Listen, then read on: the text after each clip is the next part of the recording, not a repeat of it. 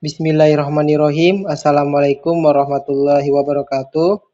Perkenalkan, nama saya Ramadan Febrianto dengan NIM 2024 05 01 03 087. Baik, kali ini saya akan menjelaskan tentang akad keuangan syariah. Yang pertama itu ada akad wadiyah dan pembagiannya. Akad wadiyah adalah akad penitipan harta dari seseorang muwaddi kepada pihak lain waddi untuk dijaga dengan baik. Dalam akad ini, tujuan utamanya adalah menjaga keamanan harta, bukan untuk memperoleh keuntungan. Pihak penerima titipan wajib menjaga amanah tersebut dan mengembalikannya kapan saja pemiliknya meminta. Dalam praktik perbankan syariah, akad wadiyah seiring digunakan pada produk tabungan atau giro. Meskipun secara prinsip tidak ada imbalan, bank boleh memberi bonus secara sukarela tanpa perjanjian di awal. Pembagian wadiyah pertama itu wadiyah ya amanah, titipan murni. Penerima tidak boleh memanfaatkan barang tersebut.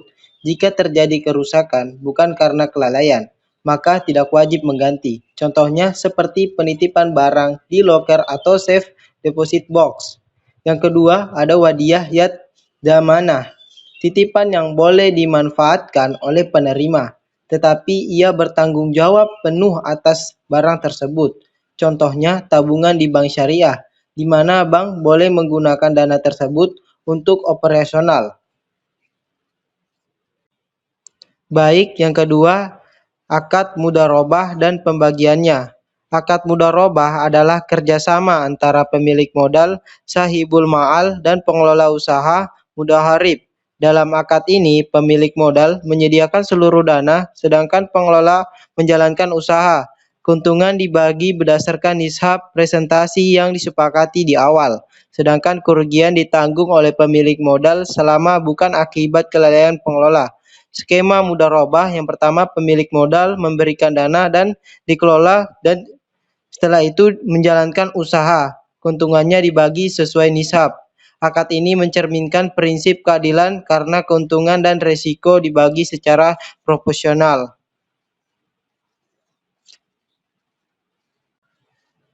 Pembagian mudharabah. Yang pertama, mudharabah mutlakah. Tidak ada batasan jenis usaha, waktu, atau tempat. Pengelola bebas menjalankan usaha selama tidak melanggar syariah. Yang kedua, mudharabah muqayyadah. Ada batasan tertentu dari pemilik modal, misalnya hanya untuk usaha tertentu atau lokasi tertentu. Aplikasinya itu ada tabungan dan deposito syariah, ada pembiayaan usaha kecil, dan investasi bisnis. Yang ketiga ada akad musyarakah dan aplikasinya. Akad musyarakah adalah kerjasama antara dua pihak atau lebih yang masing-masing memberikan kontribusi modal. Keuntungan dibagi sesuai kesepakatan, sedangkan kerugian dibagi sesuai porsi modal. Akad ini menekankan prinsip kemitraan dan kebersamaan dalam usaha. Aplikasi dalam keuangan, pembiayaan proyek usaha, modal bersama dalam bisnis, pembiayaan properti, dan joint venture antara bank dan nasabah. Musyarakah sering digunakan dalam pembiayaan jangka panjang karena melibatkan partisipasi aktif semua pihak. Yang keempat, akad murabahah dan aplikasinya. Akad murabahah adalah akad jual beli di mana penjual menyebutkan harga pokok barang dan keuntungan margin kepada pembeli. Pembayaran dapat dilakukan secara tunai atau cicilan. Dalam perbankan syariah, bank membeli barang yang dibutuhkan nasabah lalu menjual kembali dengan harga yang sudah ditambah margin.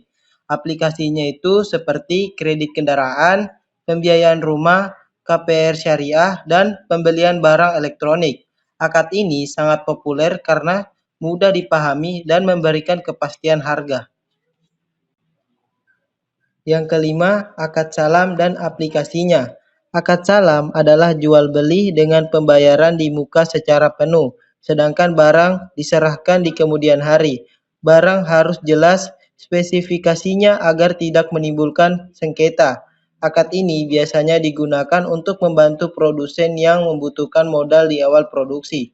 Aplikasinya itu seperti pembiayaan pertanian, misalnya petani menerima uang sebelum panen dan pembelian hasil produksi di masa depan.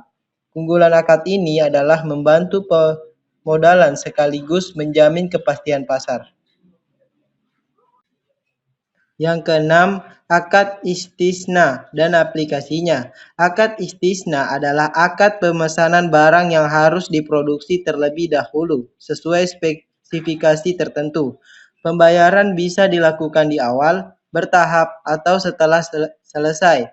Berbeda dengan salam, pada istisna pembayaran tidak harus di awal. Aplikasinya pembangunan rumah, proyek konstruksi, dan produksi barang manufaktur. Akad ini sangat fleksibel dan banyak digunakan dalam proyek pembangunan. Yang ketujuh, ijarah dan IMBT serta aplikasinya. Ijarah adalah akad pemindahan hak guna manfaat suatu barang atau jasa melalui pembayaran sewa tanpa memindahkan kepemilikan. IMBT singkatan dari Ijarah Mutahiyah Bitamlik adalah akad sewa yang diakhiri dengan perpindahan kepemilikan kepada penyewa. Aplikasinya itu seperti sewa kendaraan, leasing alat berat, sewa rumah, dan kredit kepemilikan melalui skema sewa. Akad ini memberikan alternatif pembiayaan tanpa langsung membeli barang. Yang kedelapan adalah akad wakalah dan aplikasinya. Akad wakalah adalah pelimpahan kuasa dari satu pihak kepada pihak lain untuk melakukan suatu tindakan atas nama pemberi kuasa. Akad ini digunakan untuk mempermudah transaksi ketika seseorang tidak bisa melakukannya sendiri. Aplikasinya seperti transfer uang, pembayaran tagihan, perwakilan pembelian barang, dan layanan bank.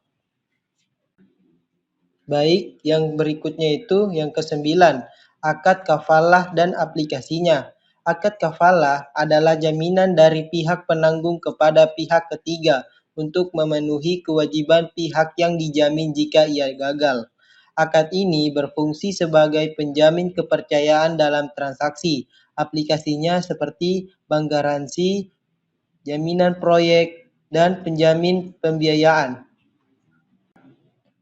Yang ke-10, akad hawalah dan aplikasinya. Akad hawalah adalah pemindahan utang dari satu pihak ke pihak lain, sehingga tanggung jawab pembayaran berpindah. Akad ini mempermudah penyelesaian utang tanpa harus membayar langsung oleh pihak awal. Aplikasinya seperti pengalihan hutang, sistem pembayaran antar pihak, dan transfer kewajiban dalam bisnis. Dan yang terakhir, akad sarf dan aplikasinya. Akad sarf adalah akad pertukaran mata uang baik sejenis maupun berbeda jenis. Dalam syariah, transaksi ini harus dilakukan secara tunai spot untuk menghindari riba. Aplikasinya penukaran valuta asing, transaksi di money changer, dan terakhir layanan penukaran uang di bank syariah. Mungkin itu saja yang bisa saya dapat sampaikan mengenai akad keuangan syariah. Saya akhiri dengan wabillahi taufik wal hidayah. Wassalamualaikum warahmatullahi wabarakatuh.